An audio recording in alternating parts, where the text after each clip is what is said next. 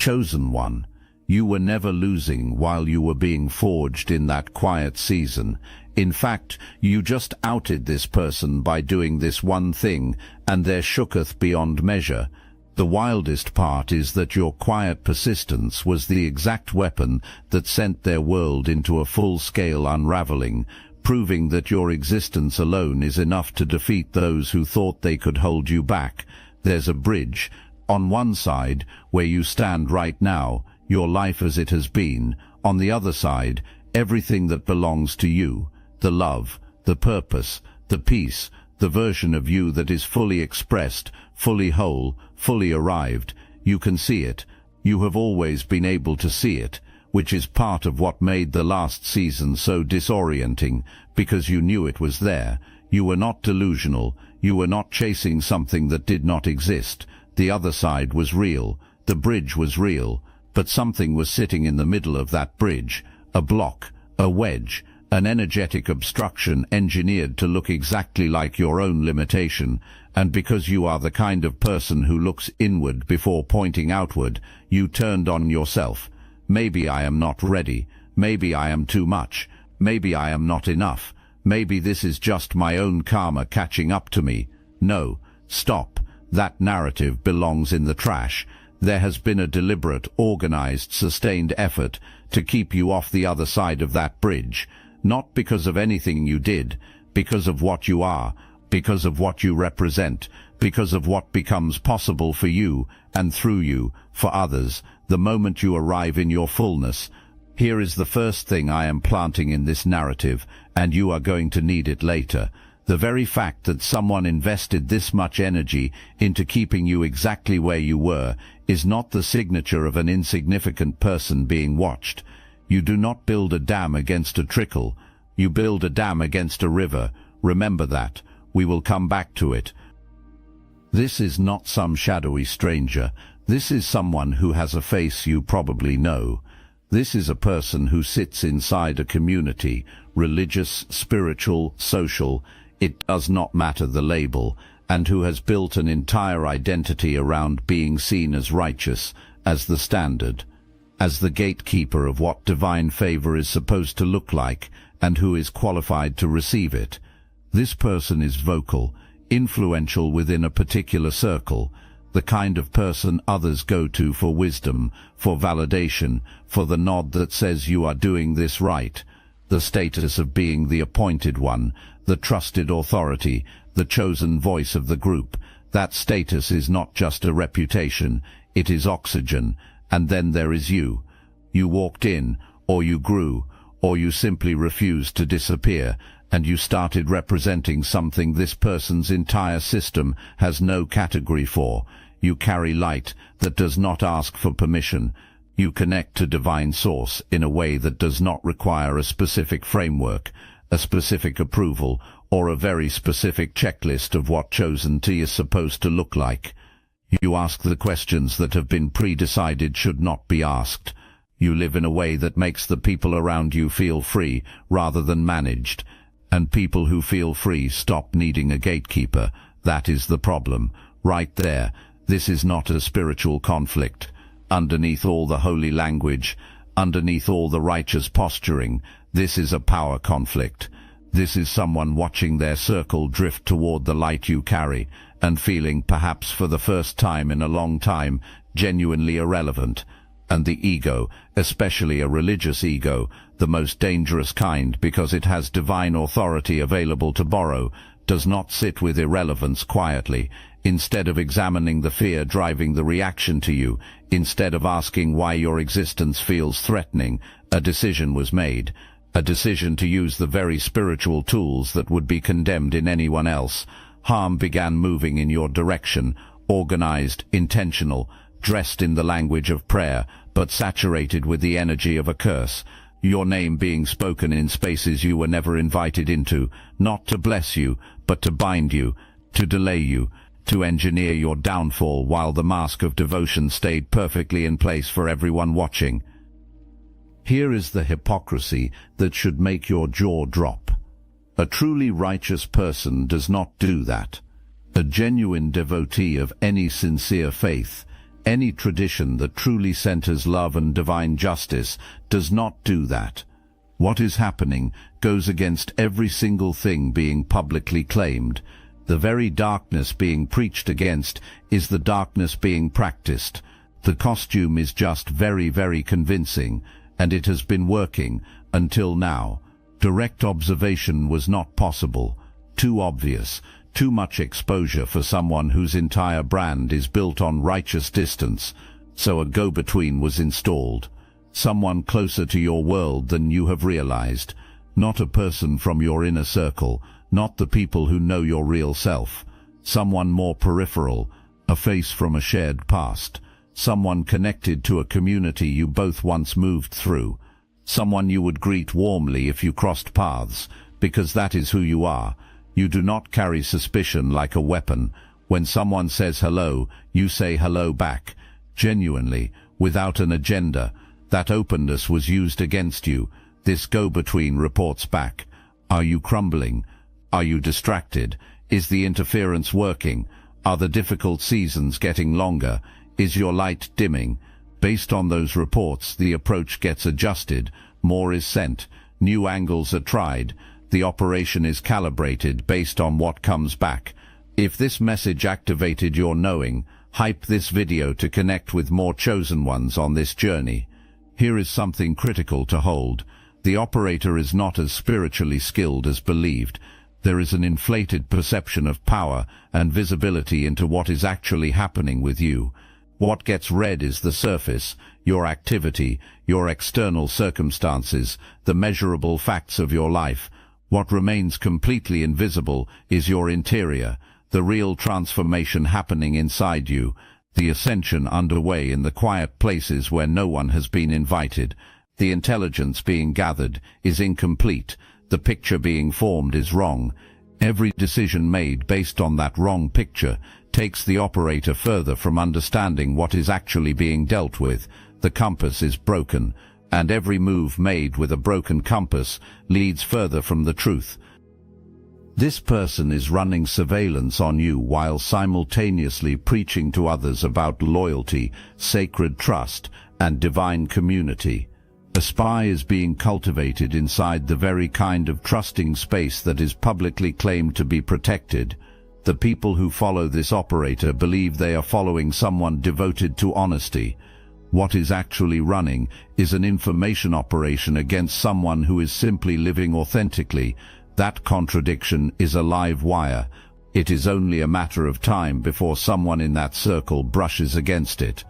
Now I need to address something specific, something that was said about you, maybe not to your face, maybe not in any space you were present in, but it was said in private circles, to followers, to the people who look to this operator as the final word on who is real and who is not. You were called a false light. Maybe those exact words were used. Maybe it came dressed in softer language, a concern, a warning, a prayer offered on behalf of someone who has wandered off course. But the message underneath was identical. Do not trust this person. Do not follow this person. Do not let what this person carries influence you, because it is not real. It is performance. It is deception wearing a spiritual costume. Here is where the outing mechanism activates for the very first time, before the healing even finishes its deepest work. The people that warning was issued to, some of them came to you anyway, drawn by something they could not explain and could not argue themselves out of. Something in your presence felt more real than the controlled, pre-approved, carefully managed version of spirituality they had been living inside for so long. Those people came quietly, without making a statement, without announcing a departure. They simply moved toward the warmth you carry, and stayed because it rang true in a way they had been craving, without knowing how to name it. And that terrified the operator, because a false light does not do that. A false light does not draw sincere seekers toward deeper truth. A false light diminishes, controls, and extracts. What you do is the opposite of every one of those things. The people who were supposed to be pushed away by the warning were instead being confirmed in something they had already sensed. And the confirmation came not from anything you said to counter the accusation. It came simply from who you are. You've probably noticed a lot of Chosen One channels on YouTube have stopped publishing. Videos pulled, voices silenced. The mainstream media is cracking down on us, but we will not give up our voice. That's exactly why I'm putting you onto something real, Destiny Engine. I built this because I was done watching Chosen Ones get dragged through betrayal, isolation and attacks, while their enemies strutted around unchecked. I want to help you accelerate the speed of your divine justice and step fully into your purpose. And the beauty of it, you don't even have to lift a finger. Destiny Engine takes their downfall and flips it into your rise. This isn't another meditation app. It's declassified consciousness technology, the same mind programming tools your enemies once used to install fear, competition and scarcity, re-engineered to restore your sovereignty and align you with the cooperative, upgraded operating framework. It generates personalized sequences mapped to your divine purpose.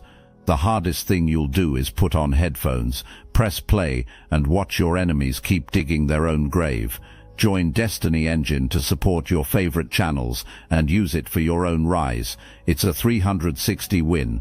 Start your Destiny Engine trial today, risk-free, and turn everything they did to break you into fuel for your rise. Link in the description. When a warning does not land, it does not just fail quietly, it reverses. The person who issued it becomes the one whose judgment is now under question. Because if the warning was wrong about you, and the visible evidence of your impact on real people's lives is right there, undeniable, then what else has been wrong? That question is now living in the minds of people inside that circle, and it is not going anywhere. The go-between was reporting back that you seemed fine, that the difficult seasons were not sticking the way they used to, that you were recovering faster, that the light that was supposed to be dimming was somehow impossibly, infuriatingly getting stronger, that the people drawn to you were increasing, not decreasing, that your authentic expression of yourself was gaining ground rather than losing it, and the panic set in. Because what was happening, that neither the operator nor the go-between could see, was that you were ascending. Not in the loud, cinematic way that a performance-based system expects elevation to look like. Quietly, steadily, in the private choices, in the moments nobody around you witnessed, in every instance where you chose your healing over your comfort, your truth over easy accommodation, your path over the temptation to put it down and rest in someone else's expectations of you. Think about what it looks like when someone earns genuine rank. There is a moment when the people around that person can sense everything earned and survived without a single word being spoken. The marks are not decorative, they are a record. Every mark represents something endured, something learned, something that permanently changed the person carrying it. You have been accumulating those marks, not in a way visible to anyone watching from the outside, but in the unseen ledger where the universe keeps its real accounts. Your rank has been climbing steadily. The operator sensed this shift without being able to name it, could feel the energetic field between you and this person changing, could sense that something assumed to be under control was moving in an entirely unauthorized direction, so the decision was made to escalate, and that escalation was the mistake that sealed everything. There is something about the specific nature of this operation that separates it from ordinary jealousy or ordinary competition, and that distinction matters. Ordinary jealousy does not organize. Ordinary competition does not invoke sacred language in private to engineer someone's downfall. Ordinary envy does not build a network of informants and calibrate a sustained interference campaign against someone being publicly pretended not to care about. What is being done here has a name in every tradition this person publicly claims to represent, and in every one of those traditions it is condemned. In the very texts used to challenge and dismiss you, those same pages read a little further, looked at more fully rather than selectively extracted, have something clear to say about people who use spiritual tools to harm others, who invoke divine authority to carry out personal vengeance, who speak blessings publicly while engineering curses privately. The double standard becomes undeniable Once you see it clearly, your life gets held up as evidence of deviation. Your choices, your path, the way you move through the world, all of it positioned as proof that you are outside the acceptable lines. But ask yourself this: when did the rules being applied to you start applying to the one applying them? When does the self-declared guardian of divine order answer to that same order? When does the one preaching alignment have to account for the misalignment inside their own actions? The answer is now. That accounting is already in motion, not because you filed a complaint, not because you made a public declaration. The universe does not have a complaints department. It has laws, and those laws have been observing the operator's actions with the same precision and impartiality used to watch yours. The difference is that the universe does not operate with a broken compass. It sees exactly what has been happening. It always has. The decision was made to invest more, to go further, to bring in additional resources. This is the turning point of everything, because the moment of escalation was also the moment of overextension. Everything was poured into a campaign that was already failing against a target that had already moved beyond its reach. There's someone pouring water into a bucket with a crack in the bottom. The water keeps going. It does not accumulate. It does not build. It drains. But the crack is invisible to the one doing the pouring. All they can see is their own effort. So more gets poured, more drains, more resources get called in, more harm gets directed. The go-between gets sent more frequently, waiting for evidence that something is finally landing. The evidence never comes, because the crack in the bucket is you. You became the leak in their entire operation. Here is the one thing. Here is the single act that did it. Here is what outed this person so completely that the rubble of every plan is now sitting at their feet, unexplainable to them, irreversible. You healed the wound they needed. That is it. The whole thing. Not a dramatic confrontation, not a spiritual counterattack, not even a deliberate strategy aimed at neutralizing what was being sent. You started healing, genuinely, not for an audience, something real inside yourself, something that had lived in you since you were young, something from the season when you were inside that community and still forming, still figuring out the difference between what you had been told about yourself and what you actually were.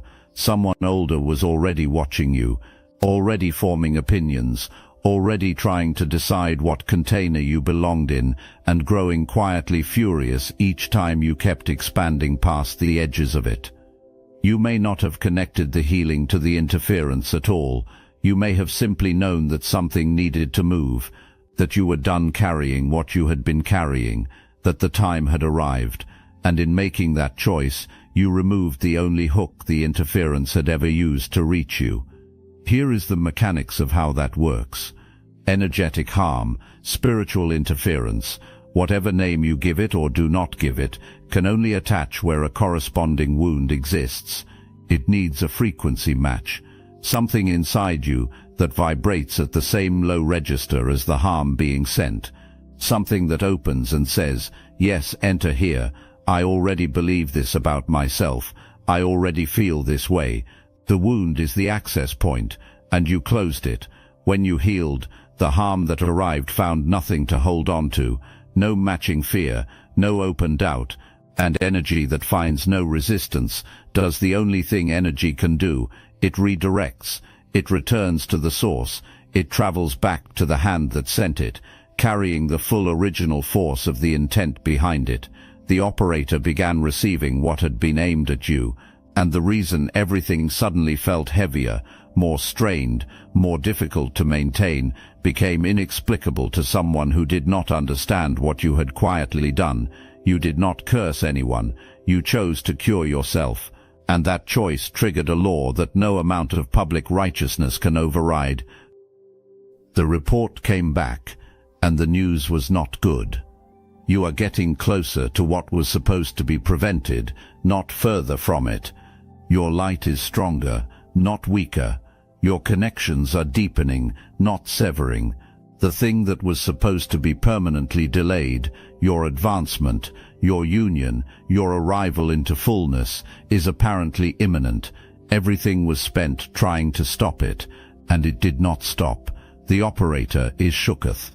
And the reason it goes deeper than frustration into genuine fear is this: declarations were made out loud, to followers, to the inner circle, to the people whose trust is the only real currency available, specific predictions about what would happen to you, about how your kind of light cannot sustain itself, about how the path you are walking leads to a specific and inevitable outcome.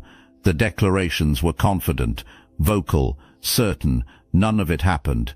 You are still here, still rising, still drawing people to your authentic expression in a way that no managed, gatekeeper-controlled operation can manufacture or compete with. The people who witness those declarations are beginning to notice that the predicted outcome has not arrived. They are not saying it out loud yet, but something is shifting in how they are listening when the operator speaks. A new hesitation, a new private question, a very slight recalibration of trust. Something else is also happening that the operator did not anticipate. The people in that inner circle, the ones who are supposed to be completely insulated from your influence, fully committed to the version of reality being maintained, some of those people are quietly seeking things out. Not loudly, not as an act of rebellion, but privately, curiously, because they heard the warning about you and then encountered something real that you put into the world, a word, a moment of genuine expression, something unmistakably authentic, and something in them recognized it before the conditioned response could shut the recognition down. They felt the truth of it, and the truth that bypasses the intellect and lands in a deeper place cannot be unfelt. Now those people are carrying a question the operator never intended to plant in them. What if the thing we were warned about is actually the thing we have been missing all along? That is the real nightmare for the operator. Not a confrontation, not a public dispute, just you existing fully, and the people around this person finding their own way toward what you carry. That is the outcome everything was poured into preventing, and it is unfolding anyway. Because authentic light cannot be suppressed by pointing people away from it. You would need more light to do that. And performance, standing next to authenticity, always eventually shows where the seams are. Your situation is bigger than one antagonist and one campaign. What happened to you is part of a longer pattern. Understanding that pattern is how you make sure you never get caught inside it the same way again. There is a mold, a very specific shape that certain communities, certain systems, certain people with just enough influence and just enough unexamined pride have decided is the correct shape for a chosen person to take. The mold has instructions. Look like this, speak like this. Limit your expression of faith, devotion, and spiritual gift to the options we have pre-approved. Ask only the questions we have cleared for asking. Leave settled what we have decided is settled. Keep your light inside the container we designed for it, or we will declare that your light is not real. You never fit that mold, not once, and there was a season where you tried, where you showed up in the right places and said the right things, and genuinely attempted to compress yourself into a container that was always too small for everything you actually are, and it still did not work, because you could not turn off the questions. You could not unsee the gaps between what was being preached and what was being practiced. You could not stop noticing the people being excluded in the name of a God who, by every account worth believing, excluded no one. You were never a blind follower, not a mindless one anyway, not the kind who follows because following requires no courage. You were always the one asking, always the one curious, always the one who needed to genuinely understand something before giving it your full agreement. And that quality, that spark of sovereign thought, that refusal to outsource your conscience to someone else's authority, is the exact thing this person could not control about you, and what a gatekeeper cannot control, they eventually move to eliminate. But here is what was not accounted for. The mold was never this person's invention. It was a human construction built on a foundation of fear and applied to concepts that were never meant to be contained within it. And you were made by something that does not build molds. You were made specifically to be the shape that breaks the containers that should never have been holding people in the first place. When the divine made you, the mold cracked, not by accident, as a declaration. The person spending all this time and energy trying to enforce that mold is now standing in front of a truth that cannot be avoided any longer. You cannot be contained. You were never going to be contained. Every effort to limit you was an investment with a guaranteed loss. And the universe has a way of making sure that kind of investment eventually gets collected in full. A convergence is coming, a union, something that once it arrives cannot be undone by any force operating from below its frequency. For some of you, this is a person, someone who has been moving toward you on their own journey, on their own timeline of preparation and healing.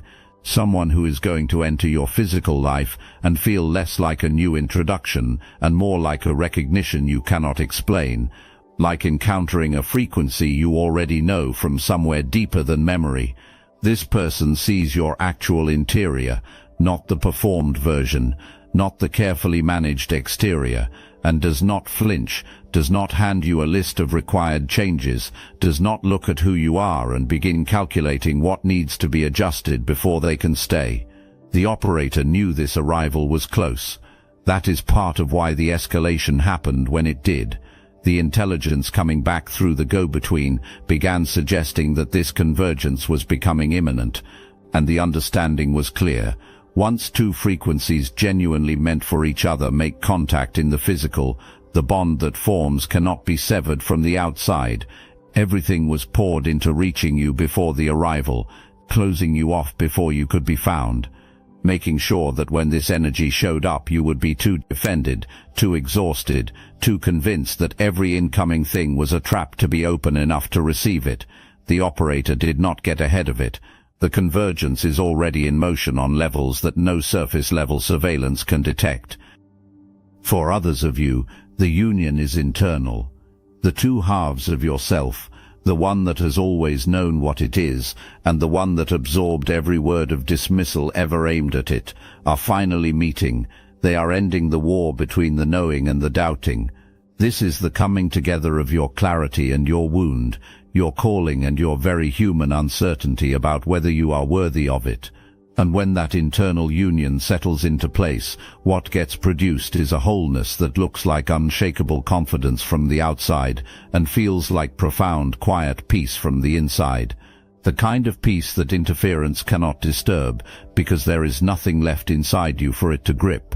The entire effort against you included an attempt to make you so defended, so certain that every approaching thing was just another engineered disappointment, that you would close the door on your own blessing before it ever had the chance to arrive. The goal was to use your own protective instincts against you, to turn your discernment into a wall that kept out everything, including the things that were genuinely meant for you. You are discerning enough now to know the difference between a boundary and a wall. A boundary is intelligent. It evaluates. It keeps harm out and holds the door open for what is real. A wall keeps everything out without discrimination. Stay in the boundary. That is where your power lives. Karma is not a revenge mechanism. No individual administers it. No one keeps a personal score. It is a universal law, as reliable and impartial as gravity itself. Energy sent in a direction keeps moving until it meets its target or returns to the sender. What goes out returns, not always on a visible schedule, not always in a recognizable form, but it always returns, always. This person has poured sustained, organized, genuinely substantial energy into trying to pull you down, delay your purpose, separate you from what is meant for you, and rise by standing on what they imagined your collapse would provide them. That is a very specific kind of energetic debt, the kind that does not dissolve, the kind that compounds. And you have been building something on the entirely opposite end of that spectrum. Every wound you chose to move through, rather than hide from, Every moment you stayed in your truth when the easier path was to shrink for someone else's comfort. Every time you showed up as exactly who you are without requiring outside permission to do so. Every person whose path became a little clearer simply because you refused to disappear. Every question you asked that gave someone else the courage to ask theirs. All of that is real energy. All of it is in motion. All of it is returning. Now let me be specific about what the return looks like for someone in the operator's position, because it rarely looks like a dramatic public exposure. The quiet version is often far more complete. It looks like the go-between beginning to drift away, quietly questioning whether what they are participating in is something they can keep doing, stepping back from the circle without offering a full explanation. And as that stream of intelligence dries up, the operator becomes even more blind to what is actually happening with you. Every decision made going forward is even less calibrated than before. The compass was already broken. Now the compass is gone entirely. It looks like the declarations this person made about you sitting awkwardly in the memories of the people who witnessed them, getting heavier with each passing season in which the predicted outcome simply does not materialize. The longer you thrive, the more those declarations become evidence against the one who made them. No one in that circle is going to raise it directly, but they are going to remember, and memory quietly redistributes where trust gets placed. It looks like the outward-facing platform beginning to feel different, not dramatically, not all at once, but in the subtle way that things shift when the energy sustaining them is being drained from the inside. Words that used to land with authority start requiring more effort to deliver. The people who used to receive them without question start receiving them with a slight pause they cannot fully explain. The foundation is still standing, but something underneath it is no longer solid, and the structure above is beginning to feel it. The interference was never going to win, not because divine protection works like a security system with a visible perimeter, but because the laws governing this reality make no exceptions for people who weaponize sacred language to carry out personal agendas. The law is the law. It does not care about reputation. It does not distinguish between how convincing the performance is and what is actually happening underneath it.